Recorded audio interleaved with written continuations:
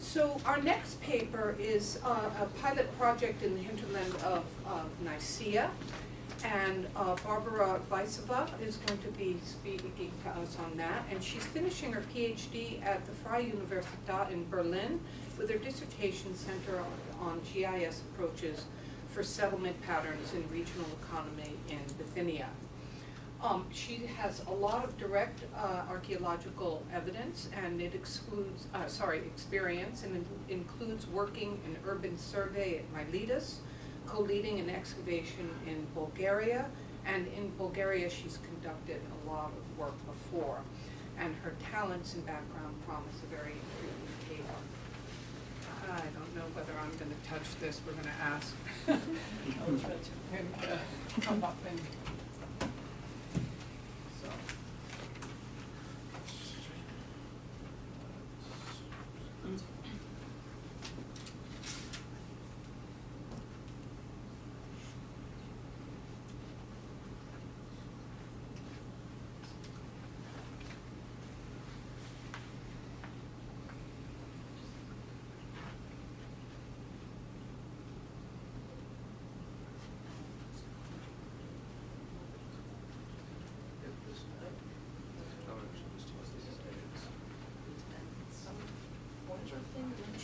Okay, so I will point out somehow. Good morning. Thank you very much. Thank you very much to the organizers. It's my privilege to be here today and have a speech here.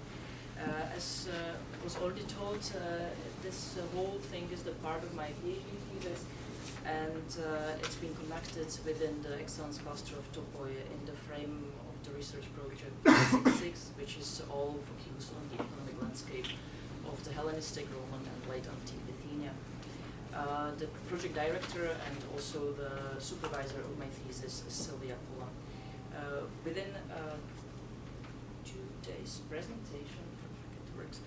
I will speak about the aims, which are not the aims of my whole PhD, but actually the aims of the work I've been conducted in the hinterland of Nicaea. I'm sorry to say it in this Greek way. I know it should be Nicaea, but I'm not able to change that, so I'm speaking about Nicaea. But I will speak about the aims of this micro-regional study that is really focused solely on the hinterland, and about what I was trying to do within the project I was conducting there, and which took only 3 weeks, and it was by 2 people, so it was very limited for resources, and I was trying to make as much as I could during this short period of time. During the presentation I will show you slightly the geographic definition of the studied area, and I will speak about the current state of the research and about the methodological approaches I used before for preparation and also during the survey itself. Of course, I will present several of the survey results and also the GIS analysis I used to process them. The last thing are the future perspectives, which I will present during the presentation. As you can see, the real main result of the whole project in the hinterland is to show the potential of the archaeological data we actually somehow already know, and that are published within different publications of the regional studies, or that are possible to be taken from ancient historiographical sources, but they are all of them missing the spatial context. And basically to find the point where what the people speak about and where the point is, one has to go to the terrain, but you don't need to conduct a large coverage survey that would just really go systematically through the whole field, but to position these things in the map. And as it's really complicated to, as was mentioned in the previous talk, for permissions of the surveys, it's in Turkey the situation is very similar, and thus such a survey is much easier to be conducted.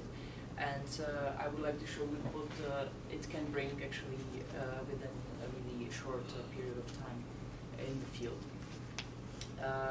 I also recorded a CRM of all the monuments, but I will speak only roughly about it.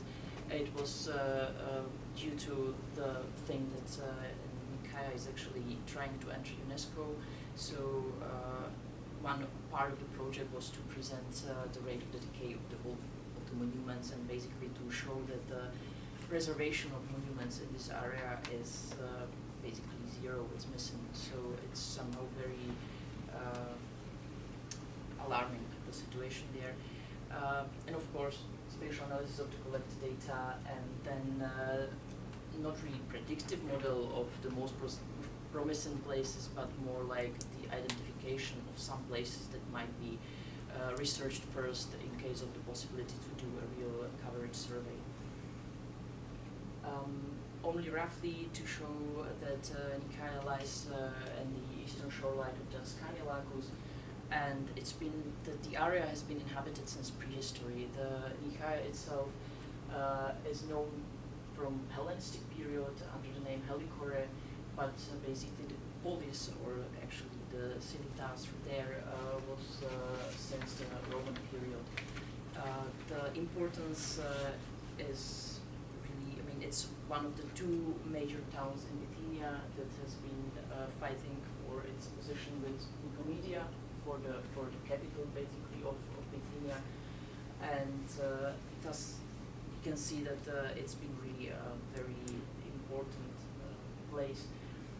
The definition of the hinterland, as shown here, is based only on the fact that this is the fertile flatland around Nicaea. If we would look at any administration, it's much larger area. According to milestones that were found and that mention Nicaea as a capital, it's actually 100 kilometers to the east. So it's not, in this area there were like 12 to 15 real cities in the whole Bithynia through antiquity. So the administrative area was much larger than the area I was researching. It's about 160 square kilometers, and it's more to show the economical functionality of the territory which is around Nicaea. As you can see here, within the Barrington Atlas, although the place is so important and so known, there is not much to be found. And it's not any mistake of the Barrington Atlas, but there is not really much to be found in any record that would be possible to be found. Basically, there was no research conducted in the field. So what we have here are this is the Pilgrim Road, or however we would call it, but let's stay with Ramsey. So the road going from Constantinople is basically to Jerusalem, and these two places. This one is already archaeologically identified, but the other is still put with dots in the different places. And basically, what is here we know from the written record from ancient itinerarium. And Plochetta and Aureliane are also known only from inscriptions. There is no really any archaeological record of their existence. So I've taken this one like a real basic map. And then I was trying to enrich the record with different sources of data. The best was then unpublished PhD in Turkish, which I got from my colleague and who basically translated it for me. And there was like amazing source of the data without any spatial context, but still describing the monuments in the hinterland. It was more focused on the early Byzantine period, but still it gave me a lot of hints what could be where. Of course, from Itineraria, there was more information about the different roads leading around or to Nicaea, which I will show you later. And a lot of valid information is also from inscriptions published very well for the area. This is actually the only one thing we have, but really an immense amount of inscriptions are possible to be used. And of course, the results of the survey I've conducted in spring last year. For the geographic data, it's only simple Aster and the terrain model made from Aster. and topographical maps gained by in Iznik actually from the forestry center in 1 to 25,000, and Corona for several special places.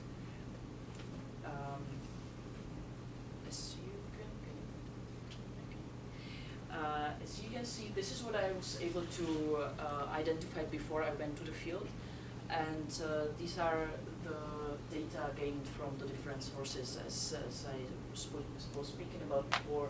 These were around 25 funerary monuments, basically dated from late Iron Age to early Byzantine. I've decided to check really everything because the data was somehow, or sometimes very rough, and not really sure if it's the data it is described. There were 4 quarries with remains of ancient quarrying techniques, and 4 prehistoric settlement tells, and 2 Roman bridges. I've decided for the methodology I wanted to do, it was, I had limited amount of time and the permission which I was able to gain, so I was not able to simply cover the area. And therefore I've decided for a method which was described by Star as a tea house method. So I basically visited each village in the hinterland, and with my Turkish colleague who was my speaking man, and we were just asking the people about the old stones in the surroundings. And it brought incredible result actually, and really a lot of new sites. And then one of the sites we have also in the number of 2 people, but we have surveyed it intensively to see what is actually the potential of one rural settlement in the area. Here you can see the villages we have visited, and there were like 19 villages, or the modern villages, and only 4 of them did not have any spolia within the houses. Otherwise, most of the houses were built from the old remains of the monuments, and basically they were really huge. They were like huge columns or fountains from sarcophagi and things like this. And it was, from my conclusion was that it cannot be taken from Nicaea. It was just too far away. I mean, the nearest village is like 4.5 kilometers from Nicaea. And I think there is not really the need to take from this town the thing to build it in the very poor village to make their fountain. So we were then, when we documented the spolia, we were asking people if they by any chance know where these spolia are from, and if they could have taken us to the places where they have found them. It was not always successful, but actually we have enriched the record quite a lot, and we have documented 55 funerary monuments, 10 quarries, 4 entirely new scatters of pottery. These 2 Roman bridges were already known, but we finally put them on the map, and they enabled the reconstruction of the Roman road. And we found one cistern, which was incredibly amazing. I mean, it was just right at the week before or something, dug by treasure hunters. That's why we were able to identify it. And there was still like 15 meters of pipe line just of the water pipe leading towards the town.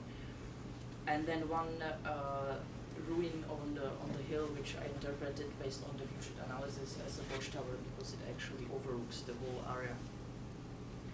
As you can see here, this is the bulk of data we have collected, and it's quite a mess, so I would like to present it in a more structured way. These are the funerary monuments. As I said, there are 55 of them. I'm not going to speak really about each of them because it's not the point. But what is the point is that, as you can see, most of them are situated in the foothills of the mountains. And this is very interesting because through Nicaea goes this large road, and you would expect that at least some of the funerals, or there should be some cemetery actually along the road. But there is not. There was here it's one of the huge gates, and there was real research done by one German university where they were looking for any remains for whatever could be under the surface, and there is really nothing. So it looks like that there was a different approach to the hinterland of this town, and that maybe my interpretation is that the fertile flatland which was around the town was too important to be used for the cemetery, and basically all the graves, or most of the graves, are moved to the foothills of the mountains. And this one, very outstanding one, is actually this one. It's obelisk, and it's a funerary monument because it's written there, but it's cenotaph, it's not really grave. And all the others, I mean, they are very diverse, and they are really dated from late Iron Age till the early Byzantine period. And I was not dividing them during this. This is my colleague. He saved my life because it was my Turkish mouth. But and he is processing the graves for his PhD thesis actually. So he showed me several of them, and we also put together the data from the local museum where they were records of where they found the different sarcophagi and where they dug them out. So actually you cannot definitely see the things on the place now, but they are put on the map. And yeah, well, one more interesting thing, it will be the only one thing I say to CRM, to the rate of decay of the data of the monuments. This thing there was a nice inscription with columns around, and all the interface, it's an interface of funerary monument. The graves are cut to the top of the rock. And Turkish treasure hunters are very much sure about the gold inside any monument, so they are bombing away everything what has a nice face. So it's really different approach than in Bulgaria. They really dig. They want to make a hole, and they don't make such things because they know that there is nothing. But here they actually destroy even the nice thing which we could somehow admire. Well, and this just for the diversity. There were the whole thing here is a Hellenistic cemetery, and it's also very, very much destroyed Roman one. When I go to the settlement patterns we discovered, you can see that all these green dots are actually the four prehistoric tales I spoke about, published by French, and they keep very nice pattern. Undoubtedly, they are just along the river and at the water source. This is clear, but then all the other which we have discovered, actually these four in the direct hinterland, they are again positioned actually in the foothill of the mountains. This is also a very interesting one, but this is not there anymore because there is a modern village sitting on it, but it should be a rural settlement which is confirmed by a lot of finds which are now in the local museum, and we have identified them there. They are from this spot, but on the spot there is a lot of spolia in the village, but not really any scattered pottery around. Unfortunately, to the sites from Barrington Patlas to Plocheta and Aureliane, I haven't found anything in the field. I was really looking for them, but I mean, first there is of course some geographic mistake, but I traced them down to the original publications, and they are actually put very well on the map where they should be. But Plocheta should be a huge rural settlement, or large rural settlement, confirmed by inscriptions, that is somehow there, but we surveyed all the area, it's called Hisapere or whatever it is. There was no remain of anything. Aureliane we also had found, but we didn't have that much time to go to the south there, so this would be for the future research to be checked again. So further, this is just the watchtower I have talked about, and this is the cistern. Two more interesting things, these are the quarries. We have found, as I said, 10 of them, and 8 of them are really large quarries. These 2 are only slight remains of quarrying techniques, probably for a local cemetery or something. I have decided to survey one of the scatters intensively because it was too tempting to just leave it there without. And I have chosen this one because you can see it's only 2.5 kilometers from Nicaea. It has the same time span, and there are actually 4 large quarries surrounding the scatter. And it appeared to me that it could be actually the real source of the stones for the town.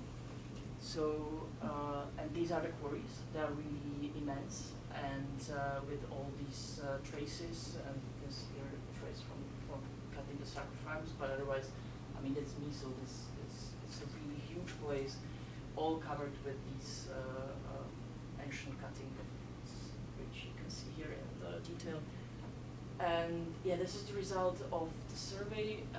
The important thing is that the whole area here, the eastern part, is covered with a dense carpet of chipped stones, which is really, it looks like the whole thing was somehow connected with the manufacturing of the stones and with basically, I mean, when we look at the stones used in Nicaea, it can be the stone. I don't have any analysis for the one, but there is a high probability it really is because it's the nearest point and it somehow makes sense. So this is the surveyed scatter, and I would suggest very similar thing for that one in the northeast. We haven't had time to survey it, but it has basically the same position for also for this settlement to be connected with the quarry next to it. And this is an interesting thing which came out from the documentation of Spolia. The red squares you can see are vine presses or remains, these huge remains of some vine press. And as you can see, they are very nicely distributed in the north and south in the mountains. So basically we might say that the eastern part of the area was also by the type of the stone, I mean there is a marble, was used by quarrying, and that maybe also all the settlements and everything what is just there was connected with the quarrying techniques. And then this part, the northern and southern part, was actually used for growing wine and then processing it. I mean, it's of course only a rough estimate, and it might be entirely wrong, but I was surprised when I put on the map the positions of the spolia, that they actually somehow worked with the quarries. I mean, the point that there was wine is known from the old name of Nicaea, which is Helicore, the Greek name, which speaks for the wine being grown there. This is the last thing. It's least cost path analysis within the hinterland. It's basically not. I mean, I do least cost path analysis for the whole Bithynia, which then gives more place or more space to speak about the technique itself. Here it's not that much used because basically we are here in a flatland. So the least cost path doesn't work that much, and the whole way of the Pilgrim Road I rectified based on the 2 bridges which are there, and then we know that Karadintepe is actually this Atskina and the Roman road station, so it should go along the place. But for least cost path analysis, this space is quite not favorable because as it's flat, I mean, I was playing with it, it's possible to do it, but then you have to re-rasterize the thing and say, okay, you should just go to this bridge and you should persuade the line to meet your points, but it's much easier to draw it by hand then. But it perfectly works within the mountainous areas, and it really, I also did some very selective research in different places, And the Lisbos path actually anisotropic, so I ignore all the rivers and everything and just leave it to go based on the mountains. It hits the bridges which are there, so it really works for me. And now in April there will be published a whole study of not only this, but the whole Isnik Lake and reaching the sea. So there you can see actually how it works with the large region, and I think it gives a very interesting result. One more thing to this is, as you can see, these prehistoric settlements were very interestingly positioned, I would say, along the pilgrim route. So actually the study I did was on the persistency of the roads, and it looks like that this main road was somehow used since the prehistory. Of course, in a different ways, within the slightly different route, but still,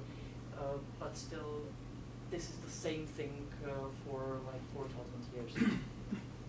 Just a bit of archaeology. These are the preserved bridges.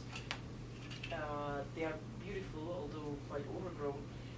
What is interesting, none of them is standing above any river. That's why I decided not to really use the rivers as the leading thing within Lisbos path, because I mean, I think it's mainly caused by the thing that we are in a very active earthquake area, and just the rivers really change their flows, so it's a very unreliable thing to base on them. For the conclusion, I would just like to point out that it was really possible to do within this small research, and actually not that many resources used for the whole survey, to discover a dense habitation in the area since the prehistory, and to basically rectify the whole road system that was there, and also slightly at least put a light on the economy of the macroregion and how it could be explored.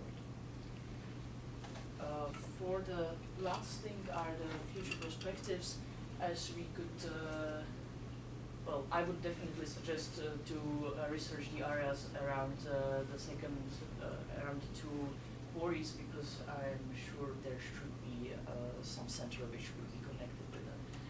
And of course these two things, Blokata and Aureliana, that are in Barrington Atlas, they also should be there somewhere. I just wasn't able to recognize them. And this thing which we know from the museum and from the spolia in the village would be also good to explore more around, because there still can be some remains.